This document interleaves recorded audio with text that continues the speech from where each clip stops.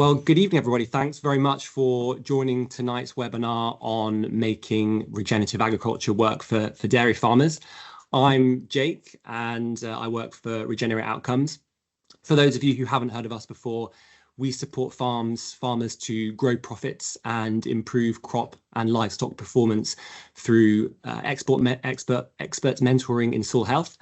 We also carry out soil carbon baselines for farmers so that farmers can start to measure and be rewarded for the carbon that they're locking up in their soil. But on to tonight's webinar. This is the first in our, sorry, I should say the second in our autumn and winter webinar series, looking at various regenerative agriculture and soil health topics. So we kicked off last month with a deep dive into combating black grass through improved soil health. And the recording of that webinar is on our YouTube channel if you'd like to check it out. But this evening, we are focusing on dairy farming. So we're really lucky to have some real depth of knowledge on our panel this evening. So to introduce our speakers, the evening will be kicked off by Stuart Rogers, who is a Dorset-based dairy farmer. And Stuart is going to talk to us about his farm and talk through some of the successes and challenges of implementing regenerative practices over the last couple of years. Stuart's going to speak for about 15 minutes or so, and then pass over to Kent and then Doug.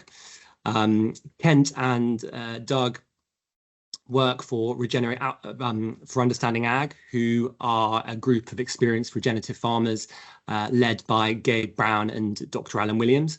And we're really pleased to have Understanding Ag as our mentoring partners as part of the Regenerate Outcomes programme. So Kent Solberg is an award-winning dairy farmer from the US, and he's also been a regenerative agriculture consultant for 10 years now. And Doug Voss, he is a Minnesota-based regen dairy farmer, and he also has a grass-fed beef herd and farms sheep and chickens also. So Kent and Doug are going to speak for about 45 minutes between them, and then afterwards we will open the floor to some Q&A. So please do put your questions in the chat throughout the presentations. Stuart Johnson, who is also part of our mentoring team, is going to lead the Q&A. Stuart is based up in Northumberland. He's a mixed farmer, and he was named UK Store Farmer of the Year at Groundswell last year. So we're pleased to have him on this evening. And then last but not least, we are lucky to have Derek Schmitz on the call for the Q&A part of this evening's webinar. Derek, like Doug and Kent actually also, is based in Minnesota in the US. He is a regen dairy farmer, and he claims that regenerative agriculture is really the only reason he's managed to keep on dairy farming over the last 10 years in light of the crazy agriculture prices and the ever madder weather that we've been experiencing. But on that note, I will stop talking and pass over to Stuart Rogers to talk to us about his farm. Over to you, Stuart. Good evening, everybody. Thanks for taking the time to come and join us with the webinar tonight. And thanks to Jake for setting it up. I know it's good to set the scene and what we're doing here and lead into Doug and Kent's talk afterwards. So, yeah, we've been with dairy farming in North Dorset. We've been here for.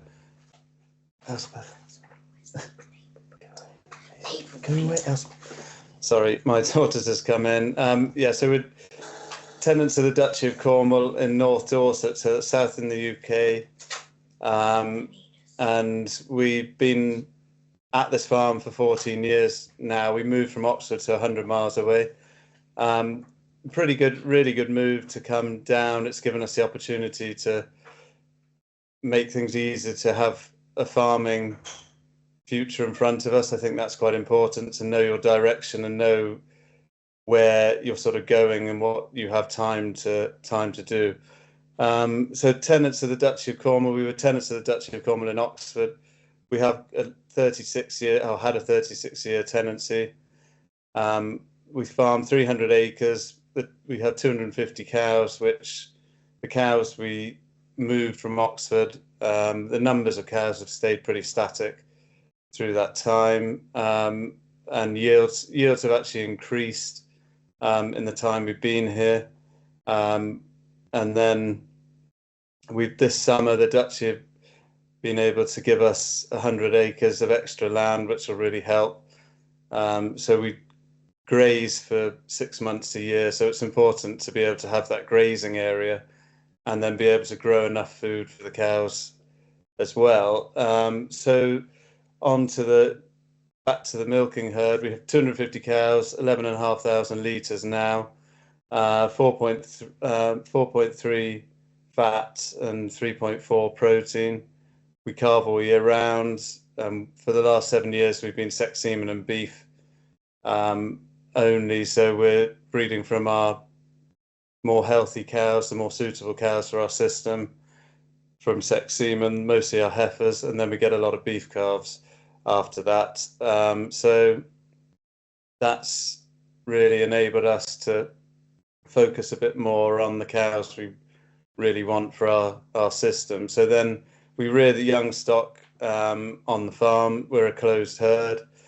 And then we sell our milk. We're lucky enough to be on a Waitrose contract. So for everyone in America, I think you all have heard of Waitrose, and we've been supplying milk for 25 years for Waitrose.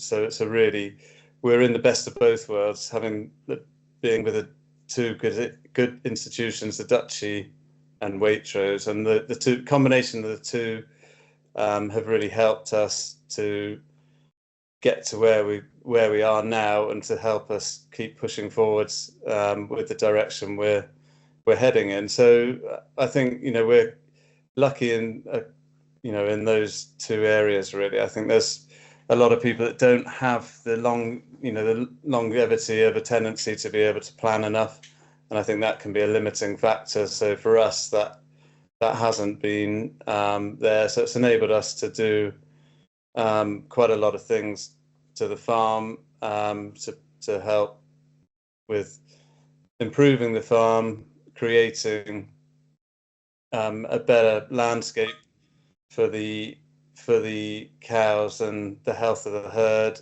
and everything else that goes in with the management of the herd. So we've been always nature focused and trying to do the farming practices, carry out the farming practices to run a profitable dairy business without taking too much, and keeping the nature, keep improving nature, enhancing the environment around the farm. So that was the case at the old farm. It's still the case now at the new farm. So that is just now being rolled out. So we've made some significant changes in the past.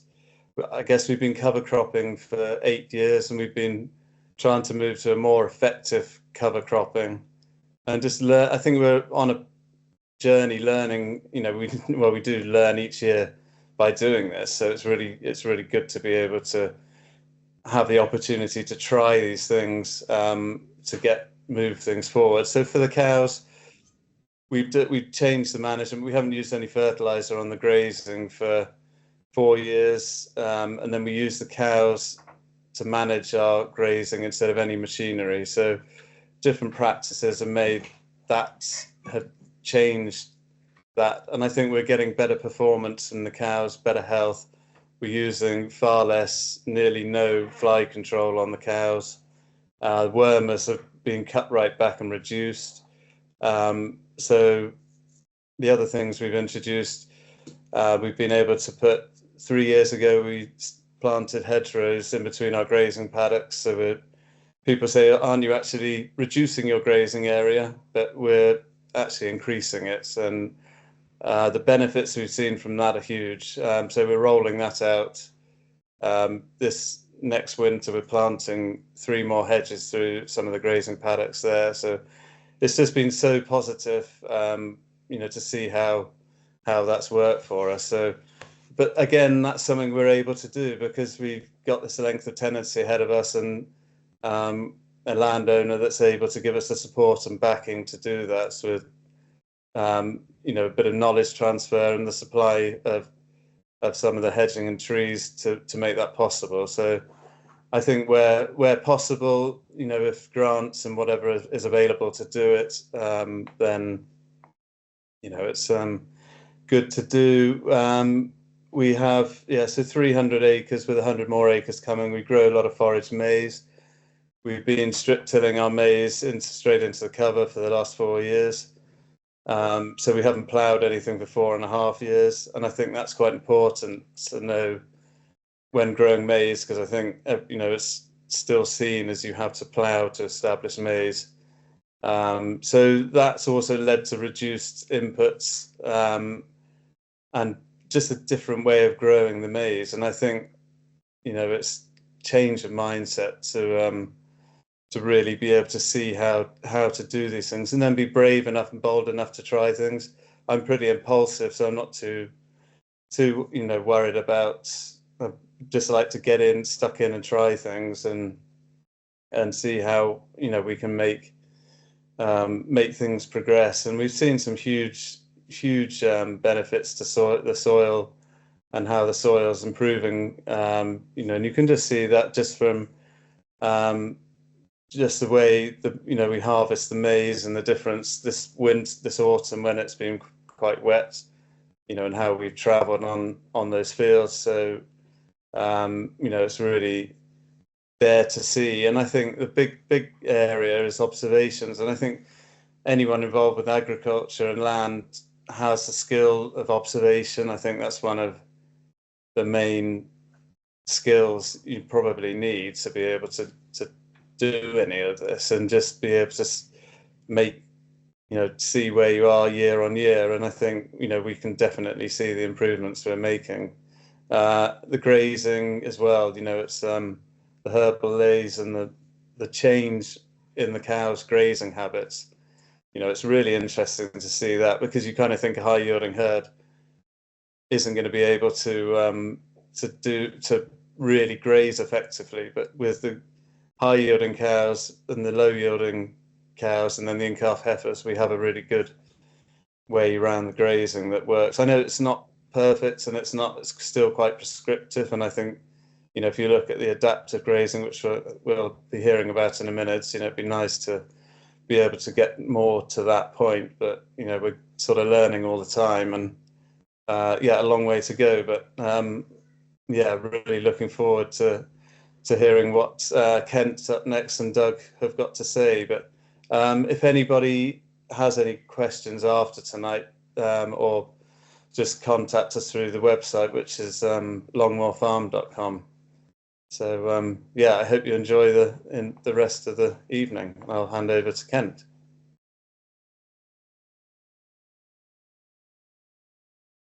Thank you, Stuart. Really enjoyed hearing your story of your farm there, as I push a few buttons here to get going.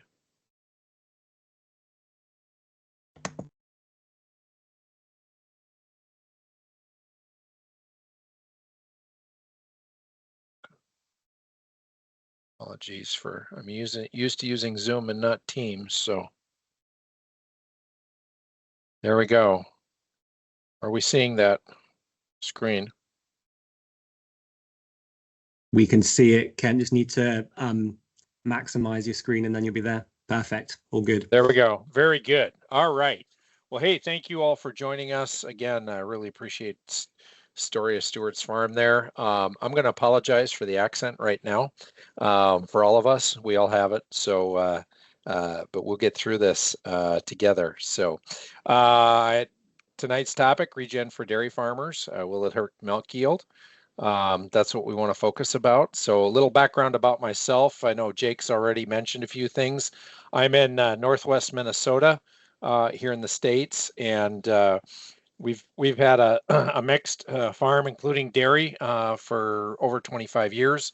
now. And then Doug and I also have a partnership in a custom grazing operation. So we're heavily involved in agriculture, and particularly in the grazing world. Stuart kind of mentioned this about the mindset being important to address some of these issues and even to make the change. And one of the quotes that one of our founders, Gabe Brown, heard about 30 years ago was from a Canadian rancher.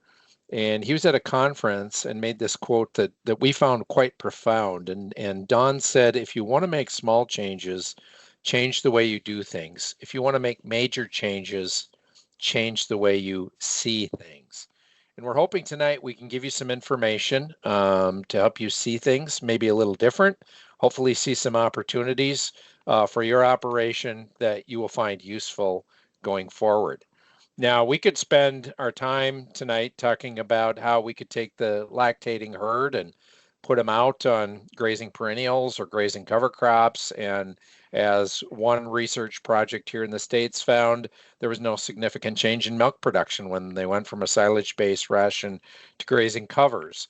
But we've opted to spend a little more time on what we feel is low-hanging fruit that fits very well with developing soil health and can have a huge potential for helping the bottom line in a dairy operation. You know, heifer development, particularly those bred heifers, is a huge expenditure. And we don't really see a return on investment until they hit the milk string in that herd.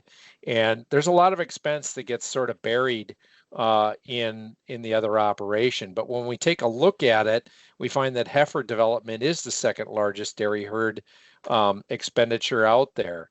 And this article that was in a magazine in the States here called Progressive Forage found that based on some research in the States here, managed grazing could reduce overall cost to 35 to 50% per head.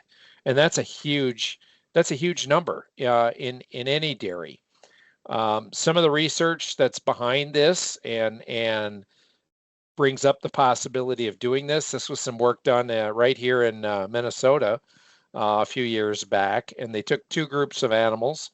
One was a feedlot raised group, another was a grazed group, and they looked at the health implications or the health results of that after those animals hit the lactating herd. And without going through every number here, it's pretty quick to see that the number of health issues on those grazed animals was substantially less than the animals raised on a feedlot. And this also ties into these animals being able to stay in the herd longer. We see and hear this over and over and over, that these animals that are being grazed under a well-managed system tend to stick around a lot longer in the herd.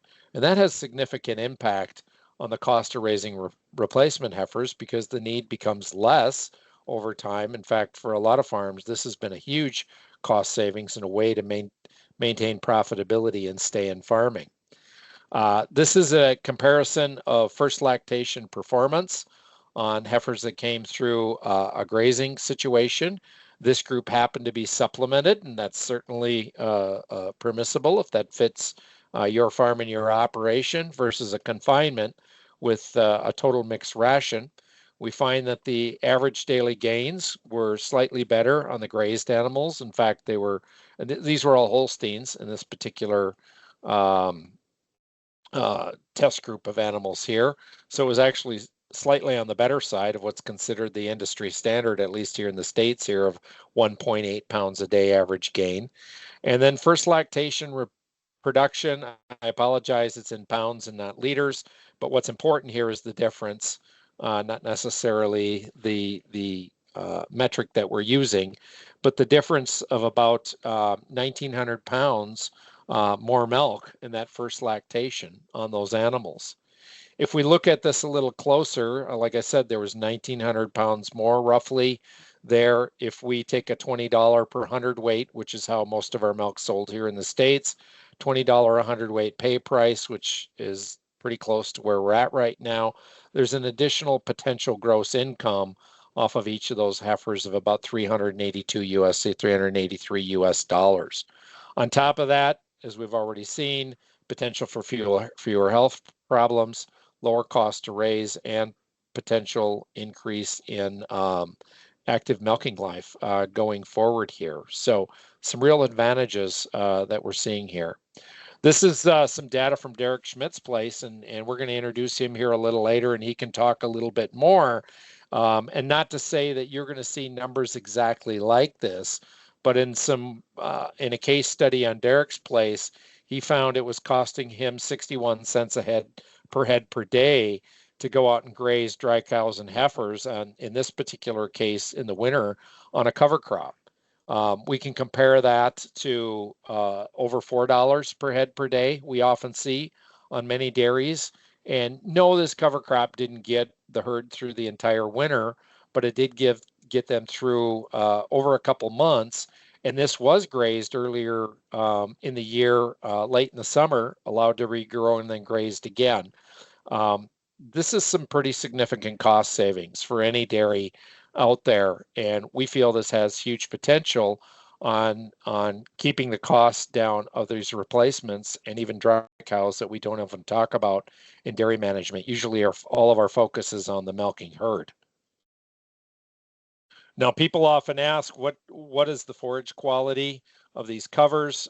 This picture was taken about this time of year here in Minnesota, and we did a forage analysis based on trying to mimic what the cows were eating. And the metrics here, if you know the metrics on assessing dairy rations, these are very, very good numbers. This is something that a milking herd could do quite well on in a grazing situation like this. I do want to touch a little bit on nutrients and nutrient cycling and nutrient management, because that has a connection here also that we often don't talk about in dairy.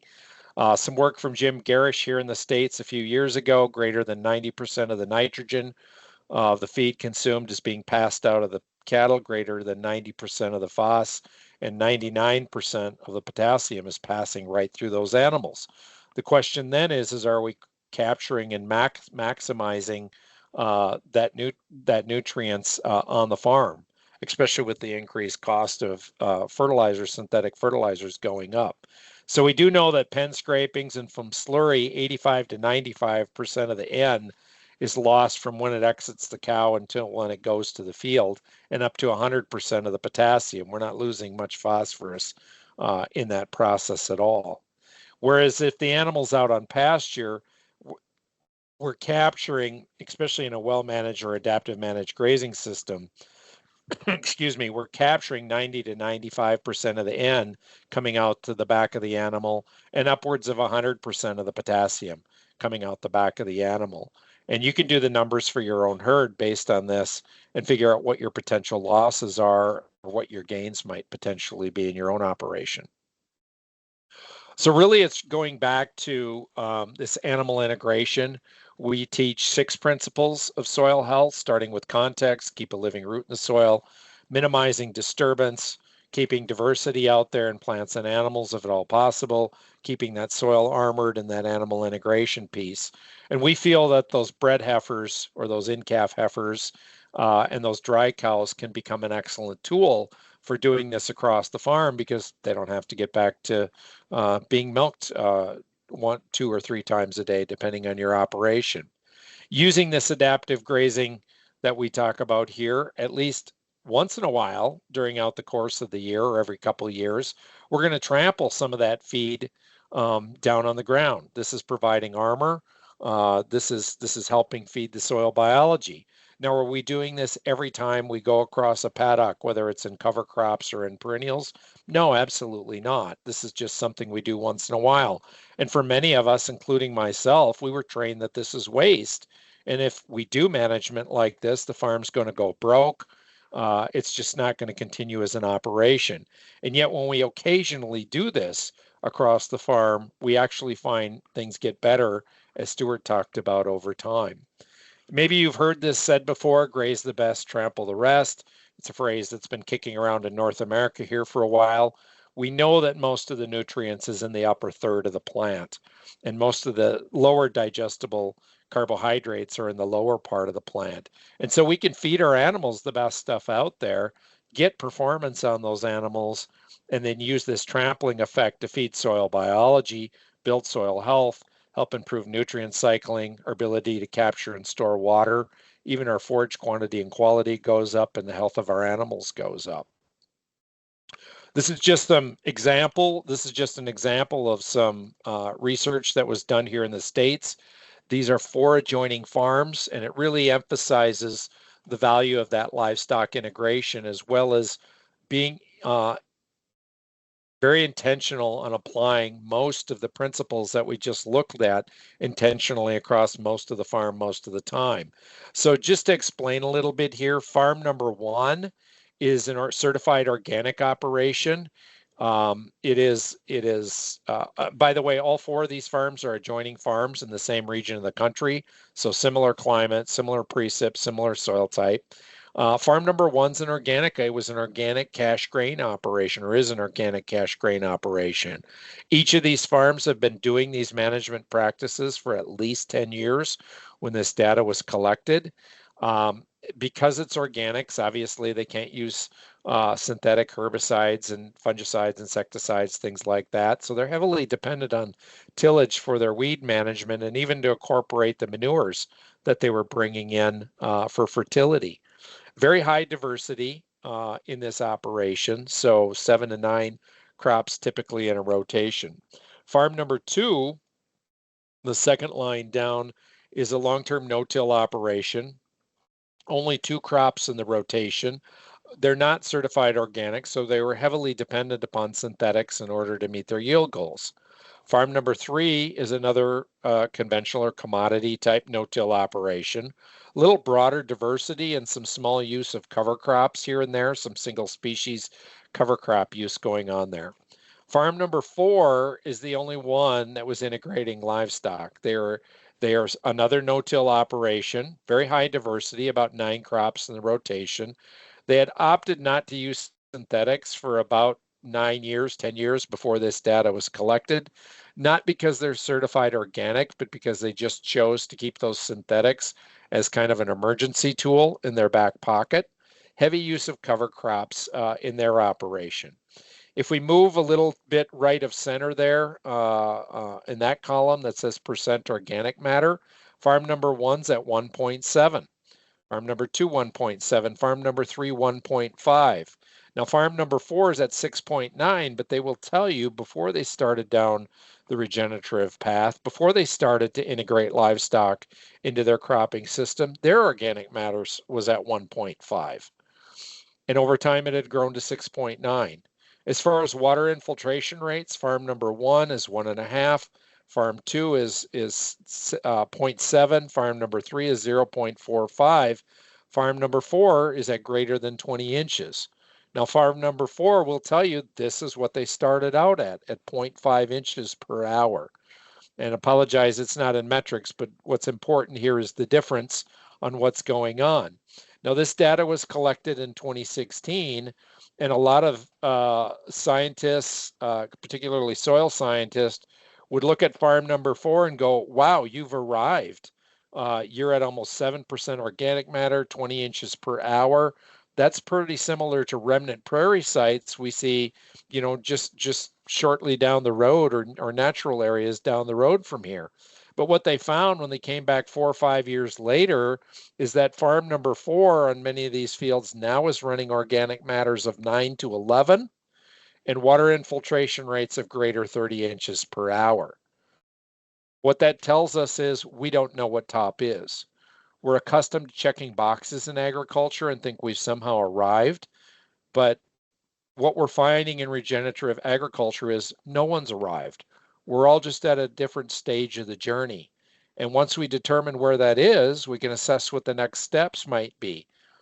Kind of like what Stuart's doing, that observation piece. This is part of that observation piece on assessing where you're at and what are the next logical steps for your operation. But this isn't the entire story. Let's look a little further. These are Haney test results from those same 4 farms. They're in the same order here. I'm just going to look at 2 things here today just for our discussion. I'm going to look at nitrogen, and I'm going to look at WEOC, or water extractable organic carbon. Now, water extractable organic carbon is really the fuel that drives the microbial system. And you'll note here, farm number 1 is at little over 200 parts per million, farm number 3, or 2, excuse me, and farm number 3 are a little over 200 parts per million. But farm number 4 is just under 1,100 parts per million of water extractable organic carbon in that soil profile. That's a lot of energy to drive the microbial system in there. And when that microbial system is working well, we start cycling other nutrients well. Just for example, as I said, nitrogen, 7 pounds of available per acre of organic nitrogen, even though this farm has been heavily dependent upon the addition of imported manures in order to maintain fertility and their organic certification. But the no-till operations are at 27 and 37 pounds per acre, compared to the farm number 4 integrating livestock. And we cannot just account this to manure alone, okay? There's the stimulation that comes to the system, or the disruption, as Dr. Allen Williams likes to talk about, a positive disruption that gives us this 281 pounds of plant available nitrogen per acre. Obviously, these other 3 farms are going, if they're going to have a maize crop or a corn crop, they're going to have to import some nitrogen in order to have a reasonable crop. But farm number 4 certainly isn't going to need to do this. Now, is this going to happen in one application? Is this going to happen overnight? No, again, all these farms of each of these have been doing these practices for at least 10 years. But if we do an intentional job of implementing most of the principles on most of the acres most of the time, we're going to move the needle forward much faster. There's also an impact as we build soil health on bricks. Don't know if you're familiar with that or not. Bricks is a measure of soluble minerals in plant sap. About 54% of that is sugars in plants, and sugars are energy.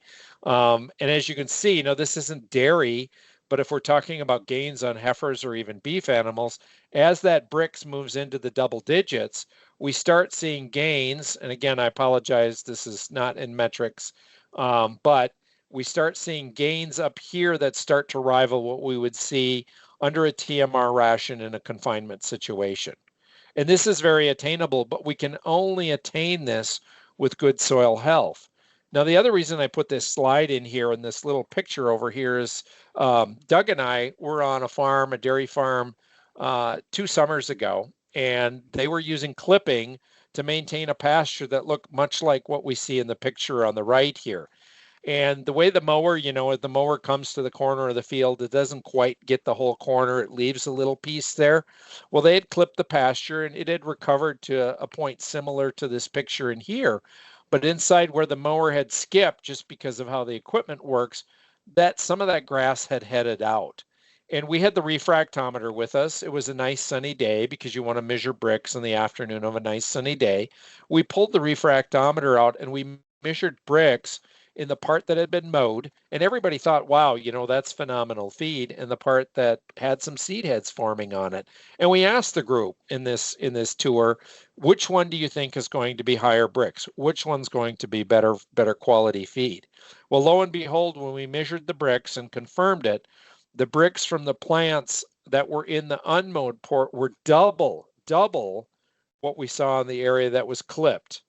And everybody thought or perceived that the clip stuff that looked much like was in the picture here was going to be higher quality feed. And bricks is a real-time measurement of feed quality out there. And so having these other tools, having these other observational tools, and adding it to our toolkit oftentimes will help us change our perception on what we have perceived and often have been trained to believe is something that might be of higher quality, which isn't always necessarily the case. When we have good soil health, when we have higher bricks, it also ties into the higher phytonutrient content of the farm, or of the forage, excuse me. And this work by Stefan Van Vliet and others that was published a few years ago here showed that when we look at a TMR ration, when we look at even hay or silage or ryegrass silage, compared to a grass pasture, a diverse grassland pasture, the phytonutrient content is much higher. Now, why are phytonutrients important? Well, we see phytonutrients being higher in the richness of meat and milk, so we're producing better quality products. this May, and there's some things happening in the States here. We're starting to see some specialized markets opening up and premiums being paid for the higher phytonutrient richness of meat and milk. And we only see that on a diverse grass-fed pasture system. We see it much lower time and time again, and thousands of these excuse me, samples have been run to date here, much lower than when there's a lot of concentrates being fed. But it also has to do with animal and human health. These phytonutrients are naturally occurring compounds derived from plants. They have antioxidant and anti-inflammatory effects in both plant and animals.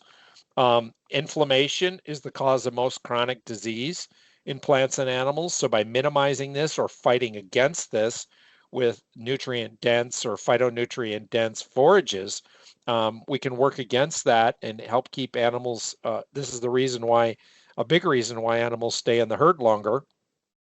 And then it also enhances the absorption or stability of essential nutrients in the animal. And it also provides for positive gastrointestinal bacteria, both in animals and humans. And so there's just a lot of benefits. This is fairly new science we're seeing come out. There's been a lot of work in the last few years on antioxidants and anti-inflammation, excuse me, type foods that are out there and the benefits they can play for both animals and humans. So with that, I'm going to thank you, and we're going to let Doug jump in here before we go to Q&A. So I need to stop sharing, and we'll switch to Doug.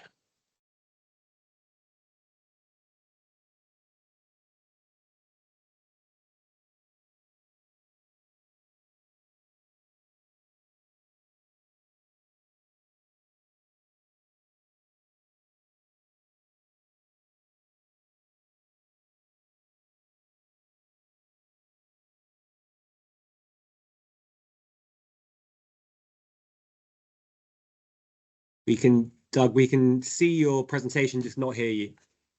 Yep, I'm making the correction now. Stand by, please.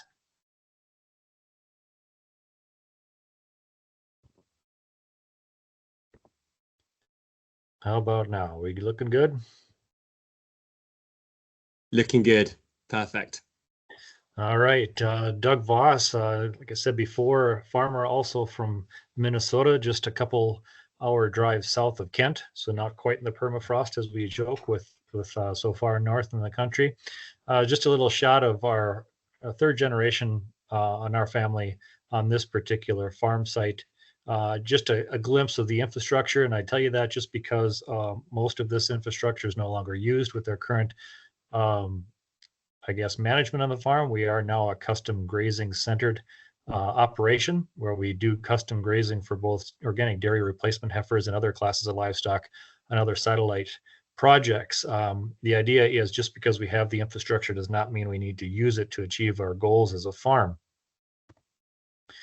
Just a little look at our location in relation to the rest of the country there.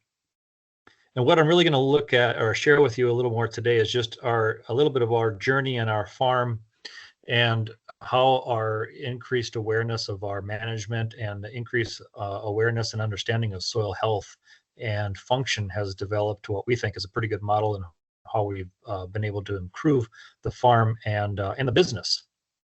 And that includes some of the goals that we've had as a family farm, to advance the development of the ecology of the farm as quickly as possible. And in our case, adaptive grazing management was the way we've accomplished. And this we did by honoring as many of the soil health principles at any one given time. And I think back to a statement that Stuart Johnson had shared, when he focused on the ecology of the farm and, had some wins in efforts in those areas, that the economics is then what followed later. We are a 100% perennial based system now. Does that mean that we're never going to go back to any other production of cereals or anything like that? Not necessarily, but the focus at this point is to restore as much of that ecological function as possible to give us options, I guess, to lower overheads if we ever did choose to expand into different markets from where we're at today. Here's a little look at what a day-to-day operation snapshot might look like on our farm. This particular group of organic dairy replacement heifers that are not owned by the farm, our farm, they're brought in. We kind of jokingly refer to it as summer camp for cows. We are at a perennial system. A lot of the fields in this situation are transitioned hay fields. So we no longer make hay on our own farm. If there's any stored feed in the winter applications needed, we do purchase and import that fertility, or that feed, and approach it that way, with the idea that all of the feedstuffs and the currency in this system is the carbon. And so when we can incorporate and import some of that fertility, like Kent had pointed out, with stored feeds and what we can retain by feeding that on the farm, I'll take imported feed and fertility any day than exporting it off for the longevity and the resilience of our operation. One thing I do like about this photo, it shows a little bit more about the picture too, as far as how we deal with water. We do have to haul a lot of water. Our acreage on our farm is not contiguous, which means we're not all connected. We have to do cattle drives over roads, which I'll show you in a bit. We do have to frequently haul cattle from one paddock to the other. We stretch, in the main farm, we stretch about 5 to 6 miles between all the different paddocks on the farm, and then separated by things such as urban communities, roads, railroads, rivers, and such.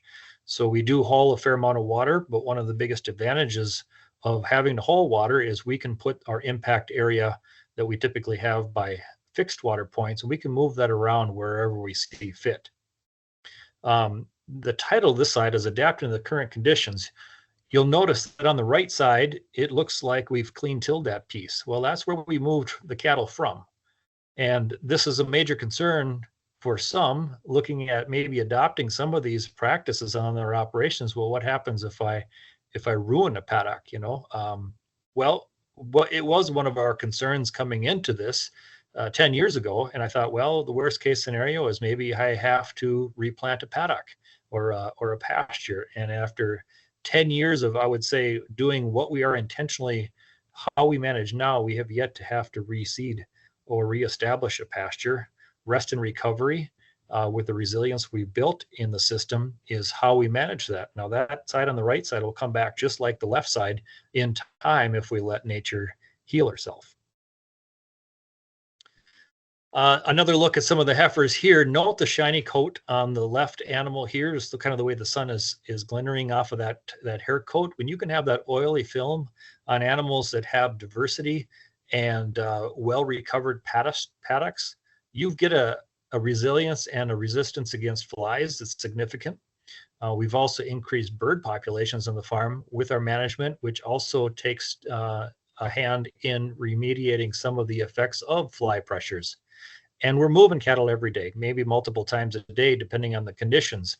But Kent made a comment about a finding we had on maturity of grasses. Now, you notice we've got a fair amount of diversity in this paddock, but if we're going to look at what we consider or refer to as a New Zealand model, that we have to focus on highly vegetative forage always, we're probably shortchanging our system and not taking advantage of all the opportunity that we can with allowing longer rest periods. Now, one of the ways we can do this is because of the diversity that we have gained on the farm just with livestock management. We haven't planted this diversity. Yes, there are some plants in here that were in the original seeding, but it's expanded a lot just based on how we pulse the impact of the animals over time. We don't come and hit the same paddock the same time every year. We vary that, and we vary the intensity of how we impact the land with the livestock.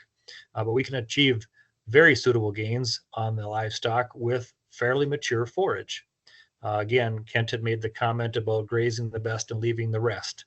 Those upper portions of the plant, and I would say a typical utilization on our pastures is going to be as low as 10% in some cases and as high as 50%, but we're typically leaving that higher lignin content of the plant behind to feed saprophytic fungi, which is going to help improve the efficiency of our system over time. Non-lactating livestock are such a great tool. So again, we're custom grazing replacement heifers, and we would take on dry cows as well in our system. But most of the herds for the dairies that we graze for are bull-bred herds, and we don't have a real clear calving date to be able to work with. And even with some of the heifers that we were grazing for, occasionally we do have a heifer that's born on the farm before it returns back to the dairy. Something we can certainly manage for, but it happens. There's so much flexibility with being able to get livestock on maybe more remote acreages to a farm, where we typically have can make the priority to get the feed from those farms in a harvesting situation, but maybe not get the fertility back. And at a loss, like Kent had pointed out, in a feed lot system or a confinement situation, we don't return the majority of the nutrients that we extract from those feedstuffs. When we do it on site with grazing, we can capture as much of the nutrition as possible out the back end of those animals by letting them do their business on site. And of course, they come equipped with manure spreaders, forage harvesters, and the occasional fly swatter right there in the back, maybe accessories like horns on the front. We joke. But one of the things that we didn't really point out in the slides earlier with Kent is that we have so much associated loss with the loss of urine when we're holding animals in confinement. We don't have that in pasture settings. We can capture the fertility coming out the back end in the urine in a pasture setting. Even in the wintertime, it will go down 2 to 3 inches in frozen ground and capture a lot of that fertility that would otherwise be lost in a confinement situation. I just put this slide in there just because this is a way more enjoyable place, in my opinion, to work than scraping pens and hauling manure, maybe harvesting feed. I'm not saying we can eliminate all of it in our context, because we do have winter. But this is more enjoyable for me, knowing that I can push and improve the resource this way, as opposed to trying to justify overhead and infrastructure investments on the operation that may not be worth anything the day after we're done using them. We graze not only replacement heifers, but we do some nursing pairs as well. Derek is really a great one to share his experience with the advantages and monitoring and measuring the differences between animals raised on a nurse cow compared to those hand raised. But we have one herd that we do a fair amount of this with, and it is this Fleckvey herd. Noticing the genetics and how they express themselves with different management has been interesting over time. Those calves really, really grow well and healthy, and it's fun to watch that.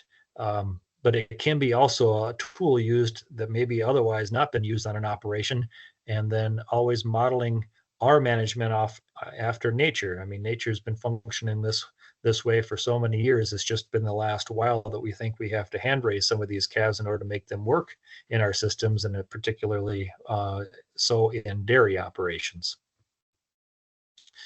I'm going to show this. I share this video. Hopefully it's going to play for me. I told you that we're not contiguous on our farm. Now, we could use that as an excuse and say we're only allowed to graze in certain areas, but we push the issue a bit, and we do these cattle drives. Maybe this is not applicable in all places of the world, but I took it as a challenge. But the other thing is that I want you to notice how well these animals move. I don't have audio necessarily sharing here, but nobody's screaming, nobody's hollering, nobody's waving their arms and really hurting. We've developed a relationship with these animals. They know that when they see people, they're going to be rewarded with a fresh paddock, and they go willingly. And so for anybody that's been involved in this type of management, they understand that if this is new and you're considering this and you're wondering how some of this works, it really is a compounding positive effect of good management. And I'm going to share a little bit about the response from the dairies here in a little bit when they go back to their dairy operations. Epigenetics, so simply put, it used to be thought that the blueprint was the blueprint of as far as the DNA of animals, and that environment and nutrition had little to do with that expression of genetics. And we found very much the opposite. So diet, high phytonutrient rich feedstuffs, only asking them to take the best of the best, trampling the rest, has provided an opportunity to really notice the difference over the years of the animals that we get back from the dairies that we work with. So we're not returning a very high percentage of the animals from one year to the next, but the offspring from those animals returning, a couple of years later, we notice a distinct difference in the disposition of those animals. They're way easier to work with, just a pleasure to work with, I'll say, as compared to high-headed animals, never satisfied with the nutrition, always on edge. That's just not what we find. So these are compounding and cascading positive effects that we find with disposition of animals when we're looking to push the advancements of the ecology on the farms. I want to share some results that we're getting from the reports from the dairies that we graze for. One in particular, the fall of the year, the bred heifers come back to our dairy in great shape. The calf, this particular herd is a fall freshening herd with their heifers. They're very tame and mellow from the daily or more moves to fresh grass. They enter the milking parlor to stand to be milked and quietly like second and third lactation cows. And if any of you have experienced a heifer that is on edge after the first time they've had a calf, you know that it doesn't have to be this way, or it isn't always this way. And this has been consistently the case on the herds that we're grazing for. But heifers managed in this way go back to the dairy well conditioned and eliminating the need to assist in calving. Out of 280 head one year, a couple years back, there was only one heifer that they assisted a calving with. It happened to be a set of twins that were born, and they were stillborn. So just to help the heifer out, they did assist. But they said whenever they start going to freshening animals out of their confinement side of their operation, it's very much a different situation. They're having to assist in a lot of the calvings there, and it's the same genetics they're working with. So it's a direct comparison between the two. What are the results for Voss farms, our farm? And I'll show you, we just have higher bricks forages continually increasing year after year. We're putting a lot of carbon through the system, which is feeding the biology that encourages more efficient use of the geology in our operation. We have far less disease pest pressures. Insect pressures really are a non-issue, but this just provides a better resilience in our system, both in wet and dry conditions. We rebound better after each. We just recently have certified our farm through Regenified, and I've just started to look at the test results from that verification. But across the board, we've got excellent fungal to bacterial ratios. We've got a 1-to-1 ratio or better with fungal populations on our fields. We've got increased organic matter. The lowest we have is just under 3% on one farm, and that's a new rental farm, new to our operation just a couple of years ago, but we saw levels as high as 11.5% organic matter on some of the samples. We have protozoa numbers on every sample taken this last year, and this in turn makes increased availability of nutrients. The bridge between geology and plant available nutrition really is the biology. And I always want to put the idea that we need to be looking as, hospitality management, just like a fine hotel. We need really good food, and we need good conditions at our hotel, and look at your soil as a hotel. But like Kent had mentioned before, we want to push that advancement through the disruption, and that's where we use the animals as a tool for that. Just a little look at load out in the fall, and this has happened just recently here at our operation. We're mobile with our corral system. You'll see in the background there that we have a double alley in front of the chute going up to the semi. We're waiting for a pot load or empty pot to come back to load out these heifers. And another one of the reasons why the animals, when they return back to the dairy, go into the parlor so well is that they are accustomed going through this situation. They don't look at humans as predators or as, there's a different relationship here than an animal would have from an operator in the seat of a tractor pulling a TMR mixer. There's this trust relationship built with these animals. You can see there's no stress. We've got couple of them laying down, just waiting for the truck to come to load. But this has really been a unrealized benefit of the farm, of the dairy, when they go back, is just that they're easy to work with, they're content, and that lower stress level going into the situation with experiencing milking for the first time really tends to be a benefit to both sides. And we're using livestock. We came to the point in the past, about 10 years ago now. And keep in mind, we haven't brought any off-farm fertility into our operation since 1999. Also haven't used any herbicide or chemical applications since 1999.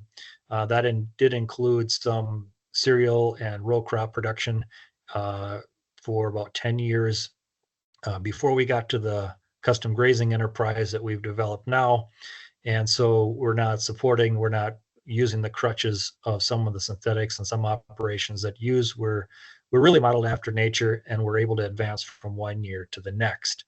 And with that, we really enjoy working the land the way we do as a family. It's something that my 5 boys have grown up understanding from a different perspective maybe than the average operation, and how we work with natural systems and how we can push things forward as we go. And I'm happy to answer any questions as we get into the question and answer period here today, but I hope you enjoyed the look of this look at our operation.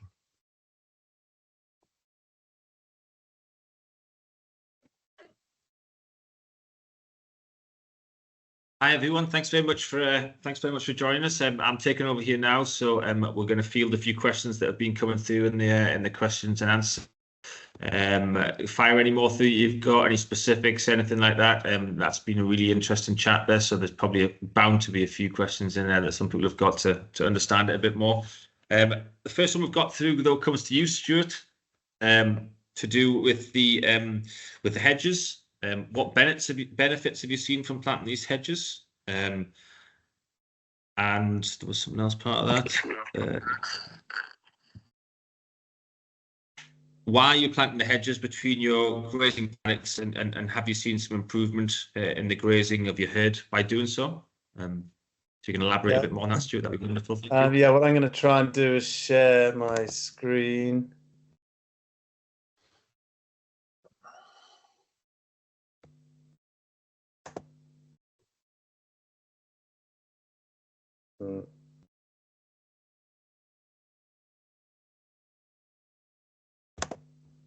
Is that working? Not quite yet. Yeah. Have you got that? Yeah, got that there. Right, so here's the pictures of the hedges. Make it full screen.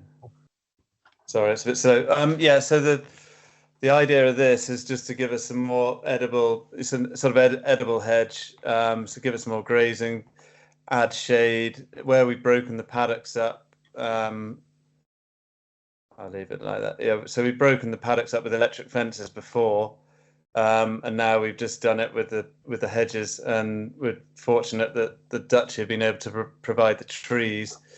Not only any old trees, pretty substantial trees that went in, that were added this last winter. So it's not going to take too many years for those to start providing shade.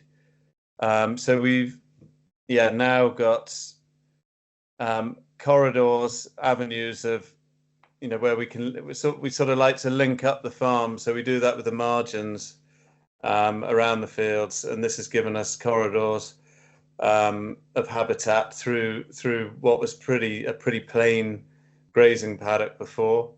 So there's a lot more life in there, all sorts of wildlife. There's far more birds, there's far more feeding going on, different species. The grazing is better because the cows are learning just to graze different species. And we had, when Kyle came round in the spring, we saw the observation I pointed out then is in these hedges we've got lots of docks that have gone to seed, but no docks in the paddocks.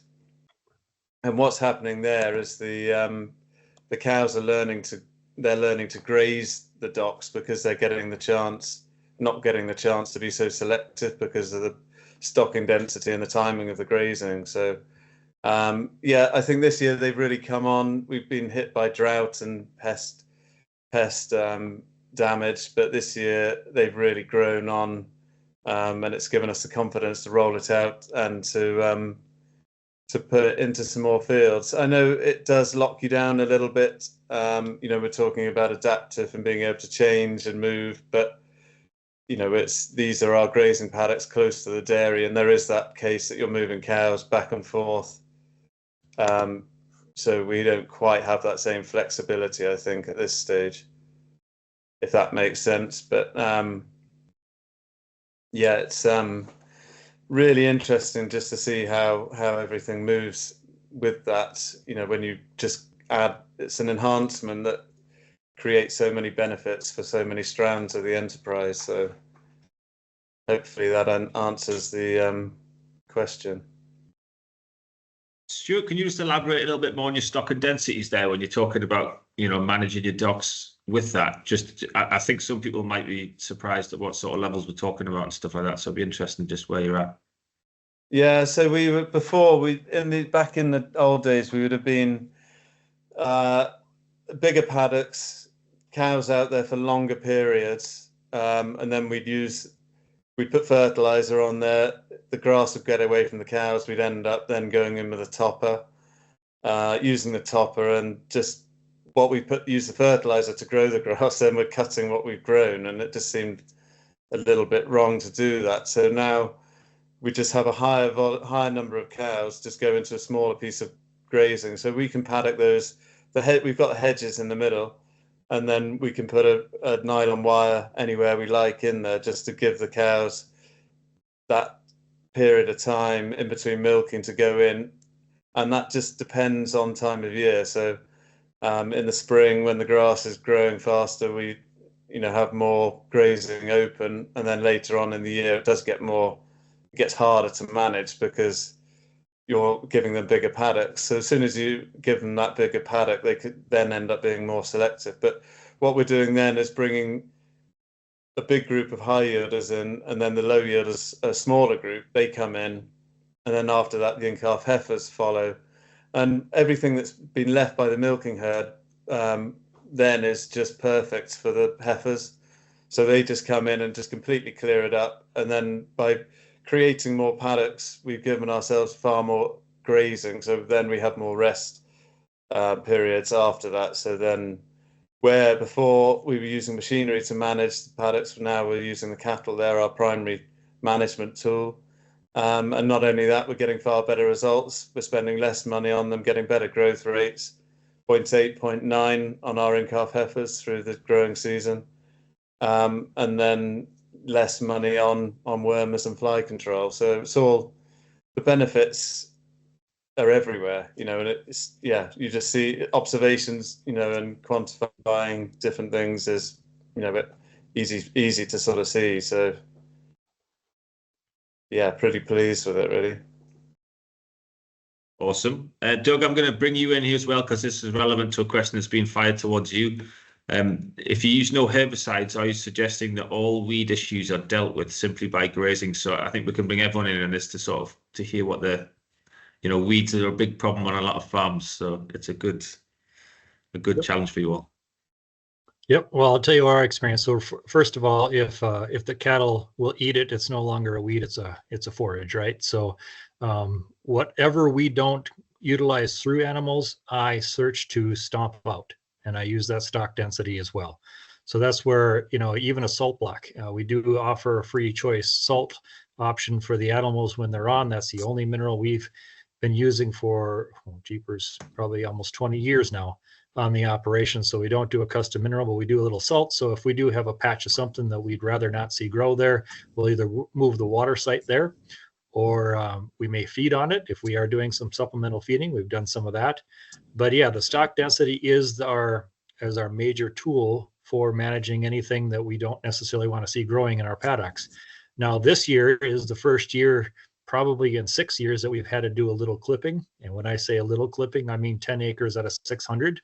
And it just happened to be some thistle patches that we were too far away from with the livestock at the time to be able to get them back.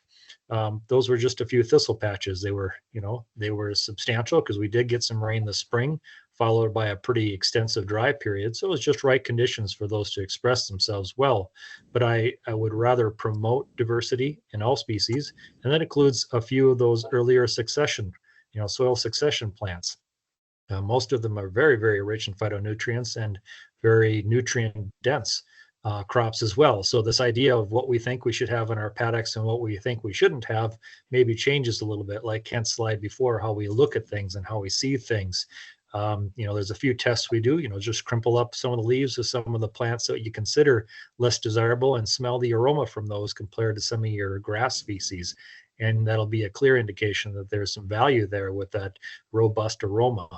And so when animals get access to some of these different plants, they can be a real asset in the operation because there are good beneficial properties, anti-parasitic, medicinal properties to some of these plants that we never really gave any credit to in the past. So absolutely, we don't use any chemicals. We don't feel we have to. And again, just a little bit of clipping this last year, which is pretty abnormal for us. With that clipping, was that just to take the seed heads off, just so you could reduce as a seed bank there anyway, but is that the purpose of that sort of? Thanks for that question. So I'm really not concerned at all about seed production at all. I am way more concerned about manipulating the environment that I am creating with my management in the soil. So that expression of what's planting, if I do have something there that's, that I would otherwise call invasive or just taking over an area, that's a reflection of my management. And so, no, I'm not concerned about the seed heads. It was mainly because it canopied the ground so much that I did think I could get a little bit more grazing out of the grasses that followed. And so just knocking those thistles back in this situation was what I needed to do. Super. Thanks for clarifying that. Just thought we'd better clear that bit up before everyone gets the topper out.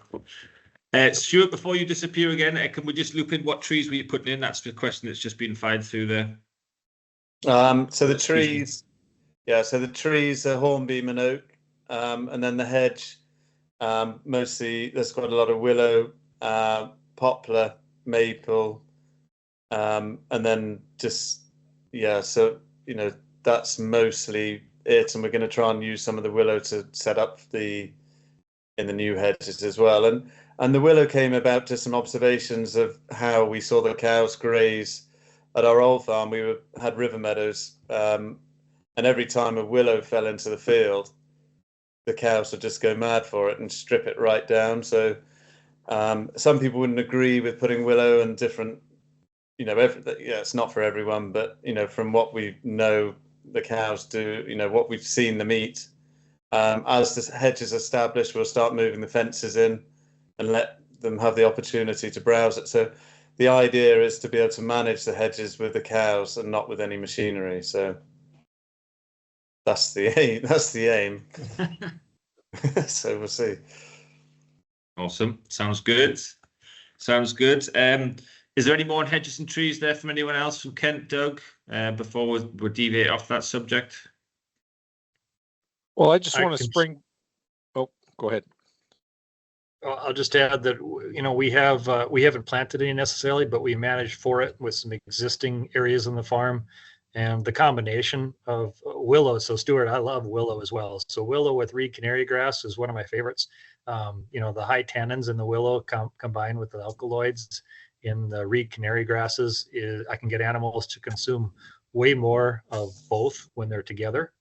And there's so many benefits to that kind of diversity, but then also encouraging the animals with your management to select some of those. And that starts, in vitro when that, calf is in the womb of that cow. And so that'll carry on through the lifespan and enable that animal to utilize what's available to them effectively as their system requires. But yeah, we love to be able to do that, but we also want to be sensitive on how we hit those areas when we hit them.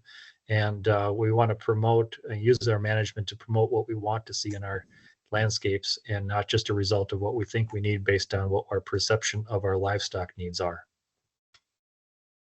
Yes, Stuart, I'd just like to add that tannins are a known anti-parasitic chemical, and so they're going to help worming issues on cattle. And then willows, most species of willow are high in salicylic acid being the base chemical in the product aspirin, pain reliever aspirin. And so we know from work from Dr. Fred Provenza at Utah State that when our livestock, our ruminant livestock, are given opportunities to graze a wide array of species, They will select anywhere from 30 to 70 species of plants a day. Now, the bulk of that ration will only be made up of 3 or 4 plants. Just like in our total mixed rations, it's often only 3 or 4 plants, but it's a little bit of this and a little bit of that, a little bit of tannin, a little bit of salicylic acid, a little bit of this phytonutrient, a little bit of that phytonutrient, that the animal can help balance their system or self-medicate their system to help treat what's ailing them. Awesome. That's some good science to hear there for everyone. So let's get that diversity in the mixes. Following on from that, we've had a question in here from Lottie saying, when moving to a mixed forage system, do you need a different sized grazing area as compared to your standard grass grazing lays? So that's a pretty broad question there. So someone with broad shoulders is going to have to get a hold of that one. We should let Derek take a moment and introduce himself, and I'm going to let him take this one because he loves questions like this. So. I think you like challenging me. So I'm Derek Schmitz. Like was mentioned earlier, farm in Minnesota. We've been on this path for unintentionally 10 years, but we've been pretty intentional about being regenerative for the last 6, I suppose. So that's a tricky question because ideally throughout the year or throughout the years, you could flex that the amount of livestock, so you don't have to hit every acre the same way every year. You don't want to do that. You'll slide backwards. But with that being said, as we went down this path, we are actually growing more forage than we used to. So I guess that's what I have to say about that. Yeah, I think Derek made a key point there, and not getting locked into one specific paddock size on a set schedule. Nature's not static. Our herds are not static. Our farm's not static. It's not static from one end of our farm to the next. We have changes in soil slope aspect, vegetation, all those things. And there is no one size fits all. And like Stuart said earlier, the power of observation is key to making this work. And then understanding how your timing, pattern, frequency, intensity, and duration of your grazing management will influence your future forage production, your soil health, and the health of your herd, even the productivity of your herd. And so we want to be adaptable, but it takes that observation first and foremost and be willing to change. There are times when I go across a paddock, I may take more. If I want to have a specific goal or objective on that paddock I want to achieve. There's other places I'll take less but trample more. There's other places I will rest longer. I will change how I lay out those paddocks every time. And for dairy farmers, that's a tough one. I think we want the routine more than the cows want the routine. I see Mr. Rogers smiling there. He knows, yeah.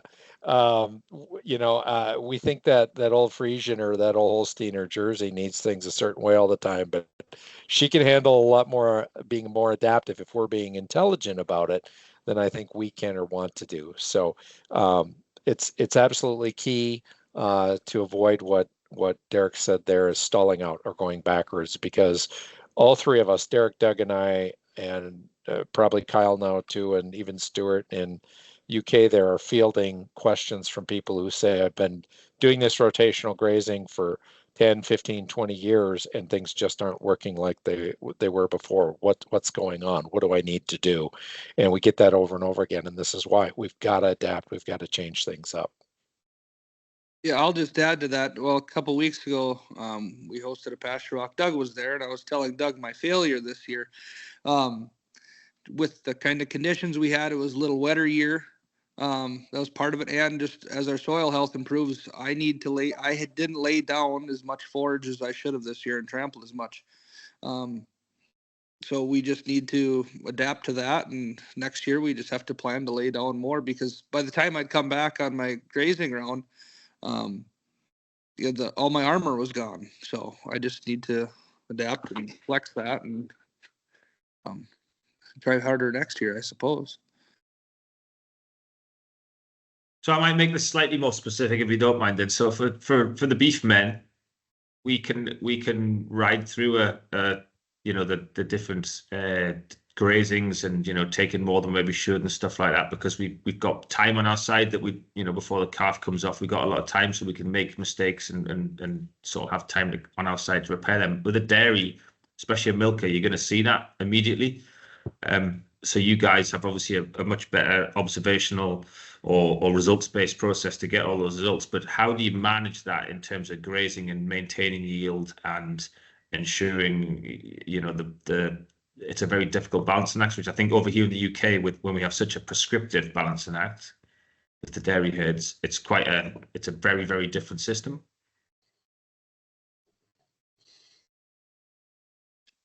Who wants to start, guys? I mean, Go ahead. it goes One of back the to things- observation. It does. And one of the advantages that you have in dairy is you get to look at the measuring stick in that bulk tank every single milking. Beef, you're going to wait months sometimes before you get feedback from the animals on what's going on. But it's more than just that. I mean, that's just one huge unfair advantage dairy has. But it's also looking at animal manure. It's looking at rumen and fill. It's looking at the coat and sheen on that animal. It's looking at all those other things. It's poking a shovel in the ground and seeing what your aggregation is. It's using things like a ring infiltrometer to see what your water infiltration is. It's looking at the width and density of your plants out there in your sward. We were pulling annual herbs, annual broadleaves off of derricks here a few years ago. They were as big as your arm. People are shocked when they see stuff like that.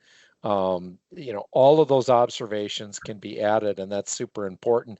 And I think just the sheer amount of time dairymen spend with their animals versus beef animals, because of them going through the parlor, because of moving them in the paddock or whatever, you have more opportunities to observe. So it does become truly an unfair advantage with that. And you're going to develop, as you pay attention and know what to be watching for, you will begin to develop an intuition on how things are responding and how things are working. So, over time, everybody maybe grows from one's risk tolerance level to another. And I admit openly to many that my risk tolerance is very much lower than it was 20 years ago, which is one of the reasons why I guess we manage the way we do on our farm. But with that, start by using tools that are less sensitive to that stick reading in the bulk tank. Start with the dry cows, and far off dry cows. I mean, the first 30 days. Start with those bred heifers. Don't start with that little, 600 pounder. Start with the bred heifer, a later developed animal. There's more forgiveness there.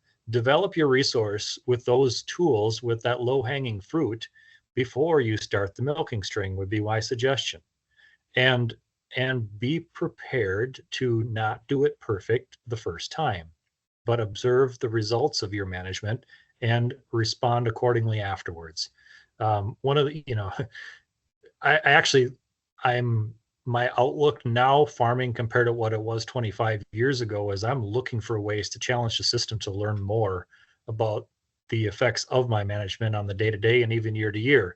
So from a grazing perspective, a good grazer grazes for next pass with the cattle. A great grazer grazes for next year. So there's portions of my farm that I'm going to leave a lot of residue behind. I'm not hardly going to touch it or impact it. Other areas I'm going to hit pretty hard.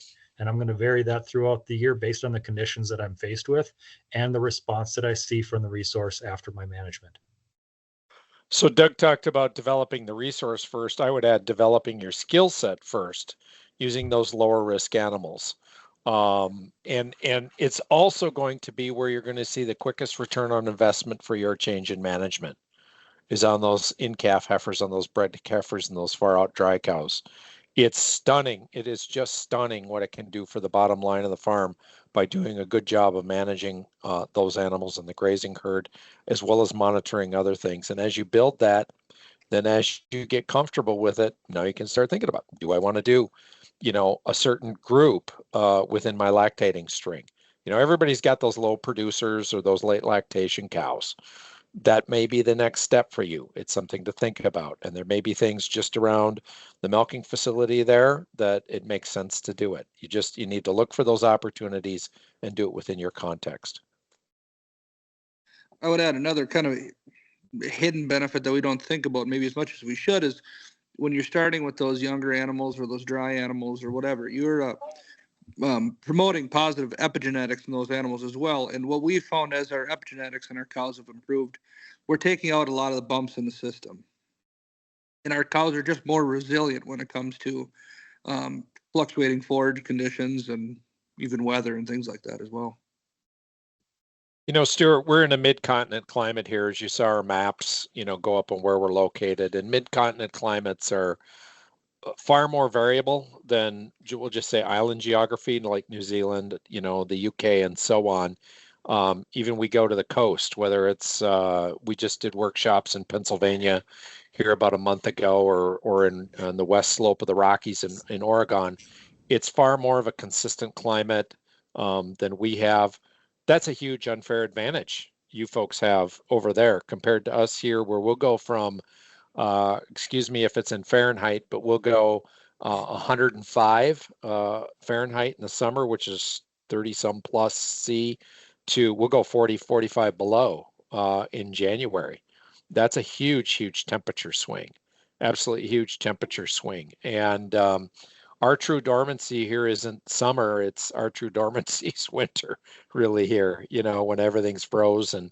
We will see temperatures below 0 C for days on end where we're at in the winter. And so, and then we get big swings in relative humidity also. We're not consistent. And so the consistency, yes, you may have a drought this year, but in general, your geography tends to lend itself to greater consistency than we have here. That's a more forgiving system than we have here. So if we can make it work in a mid-continent climate, a highly variable climate, I think there's opportunities in a more consistent climate. And we see that with the clients we work with. I'll just offer a little more insight, if I could, just from a difference in the way we see things now. And I know Derek would agree with some of what I'm about to offer, but we challenge our animals on a regular basis to try to reveal the animals that maybe aren't suitable with what they have for capacity for the environment that we're looking for our animals to thrive in. We push our animals with higher lignin, content during dry periods, for example. We want that higher, fiber content going through to make them more efficient in time. We want them to be able to earn a living on our operations. I'm not looking to fluff the pillow for our animals in a confinement situation, making them as comfortable as possible. I'm asking them to be a part of an operation that I want to mirror after nature's model, and not every animal is going to be able to make that in our system. So preparing for the revealing of those animals when we change maybe a management approach from something that we may have done in the past. But I always joke that we rather have an animal show its shortcomings earlier on in development than invest 2 to 3 years in those animals and then find out that they don't have what it takes to really be a part of my herd long term. And that's a very different approach than what maybe many will offer as far as, offering crutches. I always say, what's the difference between a tool and a crutch in an operation? And I'll use wormers as an example. We did worm one animal this year, and we hadn't wormed animals in 20 some years. It had a parasite load, and we were able to help that animal overcome that impact. But then that animal is on the call list now. So the next time we eliminate animals from the herd, she's the first to go. So economically, it was a good move, but I'm not going to use that as a routine in my operation because I'm covering up the ability of those animals to reveal their positive and negative attributes when I'm doing my observations. Those crutches Doug talked about here just a moment ago, we've had a lot of them made available to us in agriculture in the last 60, 70 years here since the Second World War. And and I think we're seeing some of the repercussions of that with herbicide resistant weeds, with, parasite resistance to dewormers and so on. And we're losing some of those tools, maybe because they've been overused. And they've been a benefit to some degree, but there's also compounding and cascading consequences connect with every decision we make on the farm. Nothing is neutral. It's either positive or negative. And it might not be even for one generation. One generation may thrive with some of those crutches, but when the efficacy of those begins to wane, then it gets to be a challenge to look at new tools, new models, new methodologies to move beyond that. And we're hearing that from veterinary sciences as well as the weed science folks on the efficacy of some of these crutches. And so now's the time to work towards those things. It doesn't mean these animals have to go away tomorrow, but if you do, like Doug said, if you do have to treat her to get her through, use her for her useful life, move on, but you may not want to keep her progeny moving forward and think about just selecting for those animals that are the strongest. And that's just good animal husbandry. Thanks for that, guys. That was really eye-opening. That's really elaborated on a lot of things there. I think we've probably got time for one more question, which I've got here. So whoever wants to get hold of this one can jump in. Could you elaborate on why the grazing of dairy cows on a mixed forage system rather than confinement and then the feeding of TMR stimulates a greater yield?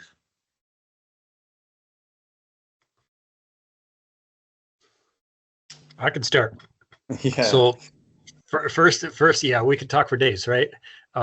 First of all, when we're looking at a TMR situation, we're looking at it from the assumption that we are able to provide that animal everything she needs, right? We're balancing that ration for a mean or an average. And if you really evaluated how many animals fit into that slot of average, we'd be surprised at how few of the animals that really is. I don't think that, yes, we've gained some great insight into what we feel that animals need, but we've also short-circuited the ability for that animal to balance her own needs. And so when we have diversity in a good grazing situation, when we have high nutrient dense forages available to them, again, look up Fred Provenza's work. It's a great example. And this is ongoing work, but we're trying, what are the goals of the operation? Whether that's ecological, whether it's animal performance, economic, they aren't mutually exclusive, right? So we can push the environment and develop the environment and reap the benefits of those advancements. And we're going to produce better quality food off of our farms. We're going to reduce erosion. We're going to increase, we're going to improve water quality, air quality, all these different things where if we're so focused on a perceived efficiency, and dairy is particularly guilty of this, thinking that we can extract all this carbon off the landscape, mix it together in what we think is best for the cow and then deliver it to her. I'm afraid that I don't think we're that good. I admit that I'm not that good. And we could strive to be better all the time, but I do think if we focus on working with natural systems more than raising our animals in what I jokingly referred to as a dirty petri dish, I think we're better off. So again, working with natural processes as opposed to short-circuiting would be my suggestion.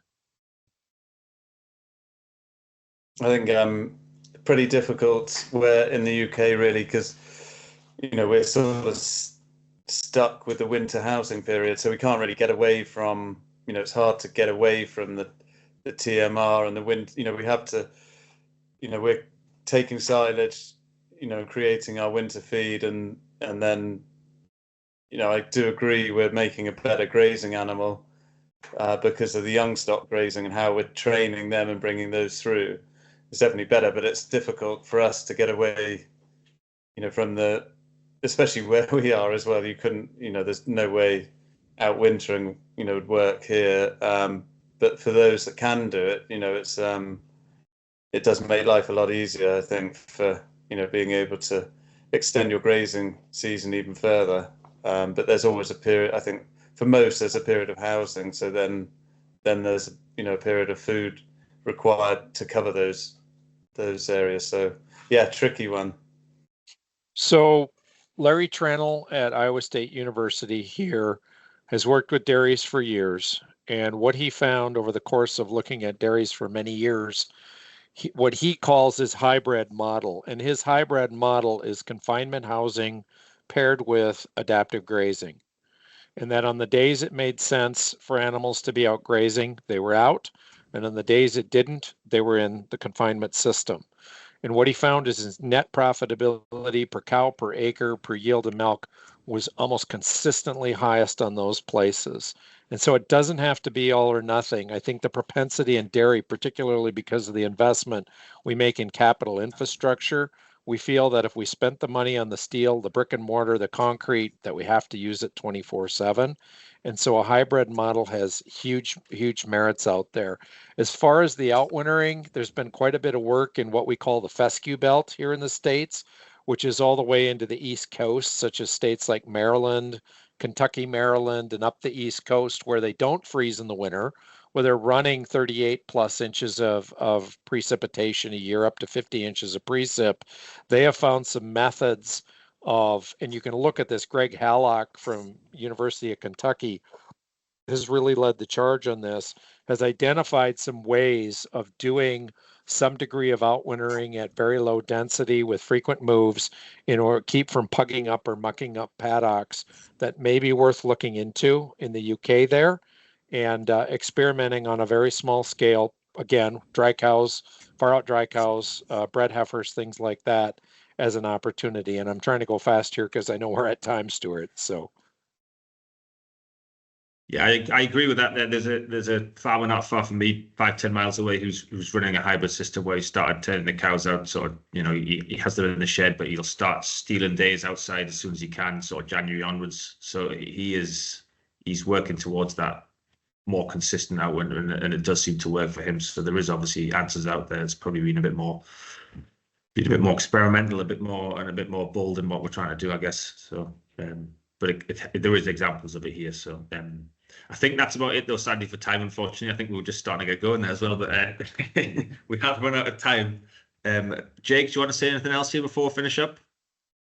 Just a few last comments. Yeah, a big thank you to you all for your time this evening. Thought it was a really fascinating past hour and a half. And just to the audience, yeah, big thanks for joining. If any of you would be interested in one-on-one support from the likes of Kent and Doug to make Regen work on your dairy farm, then please get in touch through our website, and we can look to set up a call. And just lastly to say that we'll be back next month on the 11th of December for a webinar with Gabe Brown, who's going to be looking at strategies to get started in regenerative agriculture. So until then, all the best, and have a good evening. And thanks again to everybody for joining. Thank you very much. Good night.